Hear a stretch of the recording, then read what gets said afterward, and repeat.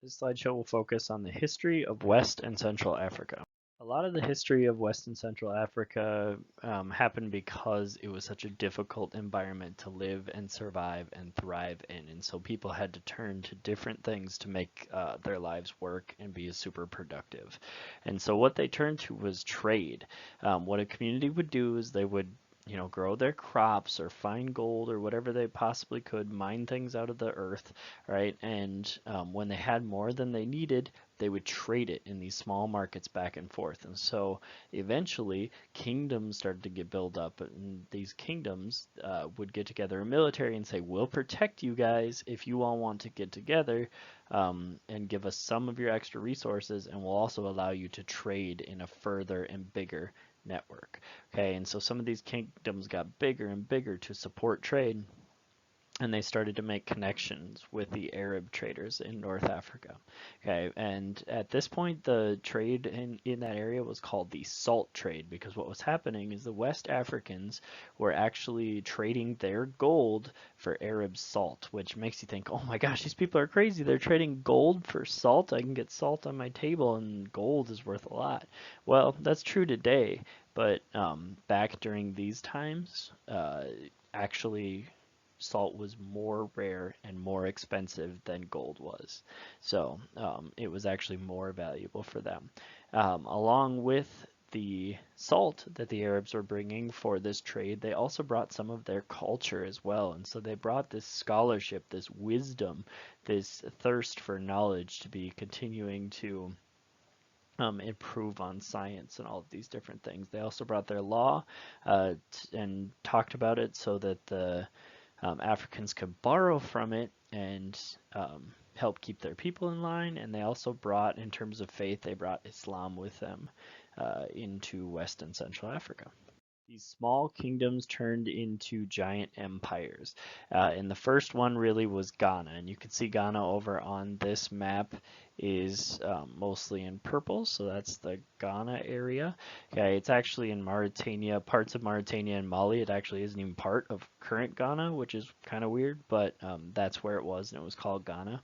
And so uh, to talk a little bit more about it, what happened with Ghana is it started to grow and get bigger and bigger and bigger and bigger. But we talked about that bad environment. We talked about those limited resources. And if your population grows really big, but you cannot create enough food to feed all of them, then the people start to get unhappy because they don't have food, they don't have money, they don't have any of those things. And so when people are unhappy, they start to rebel against the government. So they had these power struggles um, with the government, and they were trying to um, really, or sorry, they were, just angry about it. So they started to rise up and try and get rid of the government, and eventually the entire empire got weak.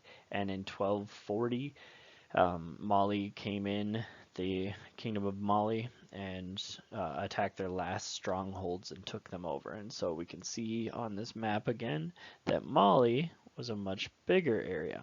Okay, and so this was the Kingdom of Mali, and Mali was ruled for a long time by a man named Mansa Musa, who kind of brought them to the attention of the entire world. He ruled it from 1312 to 1337, and he was a practicer of Islam. And so in 1324, he actually made a huge pilgrimage with lots of his people and all that kind of stuff to Mecca, and brought this attention to Mali from the world. And when he went up to Mecca, he also started to traverse and go through North Africa, which made a big connection between this area and North Africa. It made a much stronger connection for trade and all that kind of stuff. Now, eventually, Mali, again, for the same reasons, limited resource, getting too big, weakened and started to decline. And then the last empire that we're going to talk about for trading empires was Songhai. Songhai, again, I'll get rid of the old circle.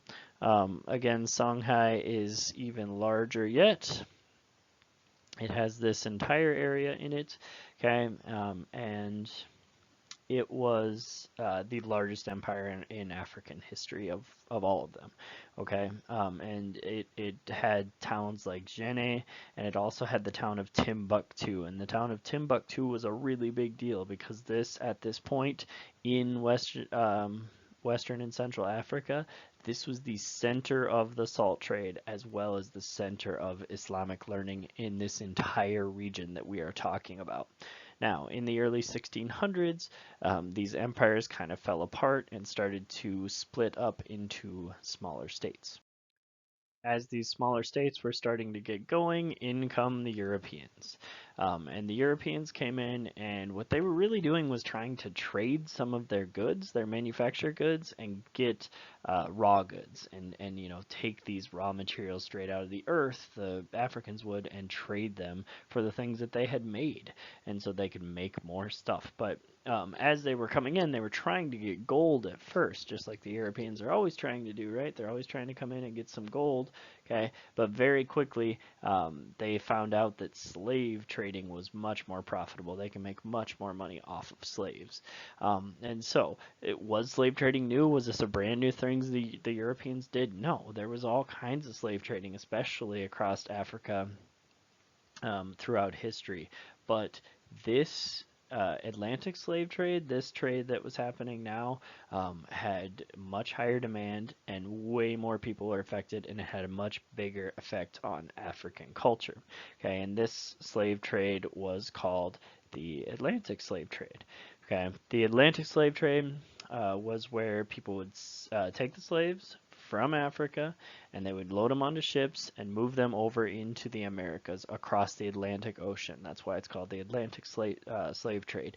This was a really long journey, weeks and weeks and weeks of being in a ship, and oftentimes, as you can see in this picture up top, okay, you could see each one of those little it almost looks like stick men, right? That was a person, and that's how they would pack them in, just laying side by side by side by side by side, and they'd just be stuck there laying for weeks on end. Their muscles would start to atrophy and get weak, and so they'd have to take them up onto the top of the decks, a little bit at a time, and have them dance and stuff like that, so their muscles wouldn't completely go away essentially, and they would have a hard time walking when they got to the new place if they didn't do this, right? And so they'd be packed in, lying there across the Atlantic Ocean for weeks and weeks and weeks and weeks in a terrible, terrible way.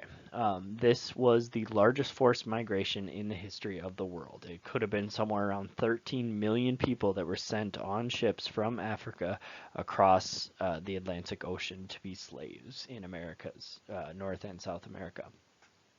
And so, what was happening here was really strange, though, because the stronger states would go in and they would kidnap the slaves, the people, from the weaker states, and they'd sell them off as slaves and make a whole bunch of money off of it, right? And oftentimes, if you got into a war, if you won, you would take the other warriors as prisoner, and then you could sell them as slaves. And so, what happened is this changed the relationship between these small African states, and the stronger ones, decided they would take advantage of the smaller ones, and the smaller ones didn't trust the stronger ones, and eventually slavery was outlawed in the 1800s, but some of these feelings never did go away. Take some time to think about and write out the answer for checkpoint 1. The next step in the story of the history of Africa is colonialism. Europe came in and started to take all of Africa over. Many European countries came in and took large chunks of Africa over. And they had almost all of Africa ruled or colonized by 1900. And basically what colonialism is, we've got a definition alert here, right? This is colonialism. Is one country trying to rule over others. And so Europeans would come in, take over control of the African regions. This is also known as imperialism because it's the act of trying to create an empire. Now, the European nations were doing this for many reasons. They were doing this first off for prestige. They wanted to look cooler, like they had a bigger, stronger empire than any other European countries. They also wanted the natural resources that were in this area, things like gold, and other stuff that was abundant in this area. And then they also wanted the market to be able to sell their goods, because if Spain owned this area of Africa, then Spain was the only people that could sell you clothes and tools and pots and pans and whatever else they were making. And so they were starting to build up these colonial governments. But the thing about these colonial governments is they were almost always all white people, okay? There were not very many Africans involved in it, and the Africans that were involved in it started to become more and more educated, and they started to get kind of an advantage over the other ones. But anyways, these African leaders became very educated, and as they got really well educated, they started to get frustrated and angry that they were having to be underneath these other people and that they couldn't just run their own country. And so after World War II, in Ghana, Kwame Nkrumah, he came in and was starting to speak about this idea of Pan-Africanism. Okay, and Pan-Africanism is this attempt to unite all these black Africans around the world and to call for independence of African nations. So basically saying we are all one people, we're all very much alike, okay, which isn't necessarily true, as we'll find out as we go through, okay, but also that all of these African nations need to not be under control of colonialism anymore. They need to be completely and totally free. As Pan-Africanism got more and more popular around the world, independence started to happen in most of these countries. Almost every single country in Africa really gained independence by the 60s and 70s, right? You can see the map right down here of the years when they gained independence. So up to 1949 is the purple, and then it just goes down through 10-year segments essentially as you look at the map. So it's kind of interesting to see when each one of these countries were given their independence. And mostly it was peaceful. Mostly the Europeans kind of gave them their independence, allowed them to do it. It didn't take wars or anything like that. But people really hadn't been involved in decades in the politics of their nations. And so they didn't really know how to do it that well.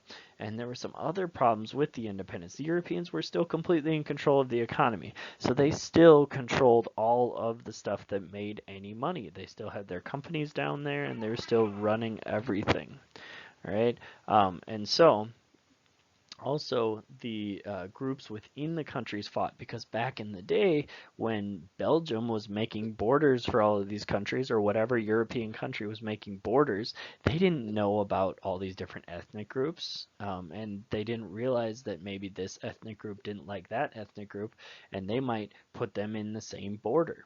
And so now all of a sudden you got these two ethnic groups who are angry at each other, that don't like each other, that are stuck in the same country trying to make things happen. So it turns into these fights and sometimes civil wars.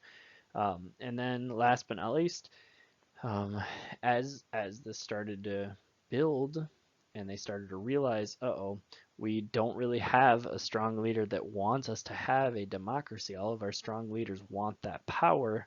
The military dictators started to take over. And so individuals started to run each country, which an individual is much easier to corrupt and become bad or power hungry or anything like that than a democracy. Okay, but what you need to start a democracy in a new country is you need a strong, powerful leader that doesn't want to be in complete control, that understands the value of democracy. And these strong, powerful leaders wanted control.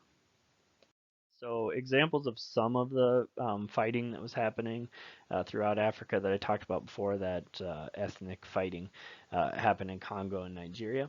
In Congo, they were given their independence and immediately lost control over it. It went completely crazy. Everyone was fighting for power.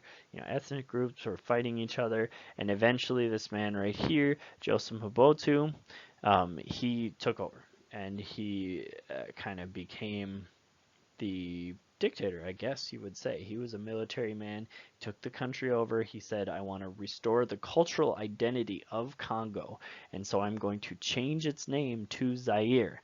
And he actually ruled as a dictator for 32 years of the country known as Zaire before he was taken out of that area.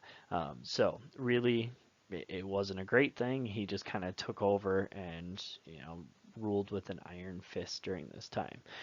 Nigeria, a little bit more crazy things happened there. They got their independence in 1960.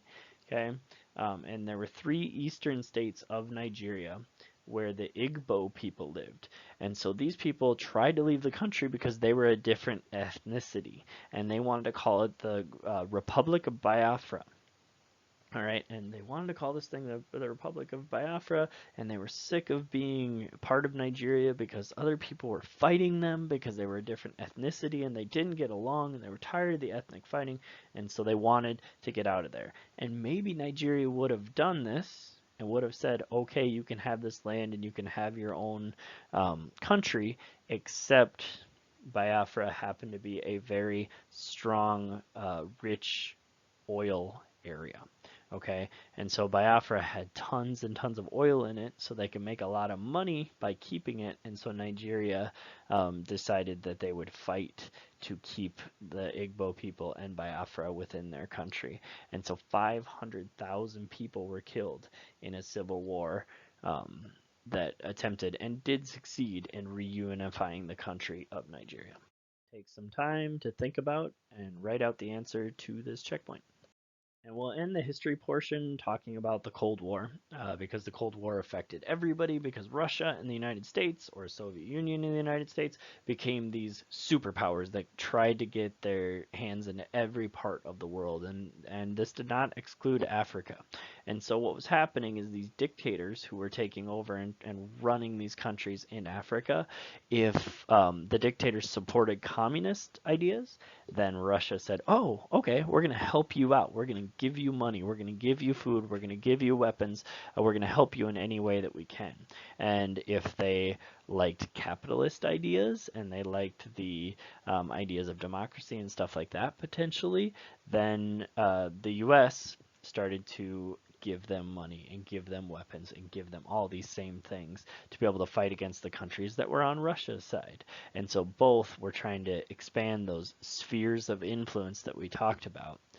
And this happened in Africa as well. But the interesting thing is, it took both of these people, the Cold War ending, and both of these countries just getting out of it and staying away from it and letting these areas develop on their own for democracy to actually truly grow in West and Central Africa.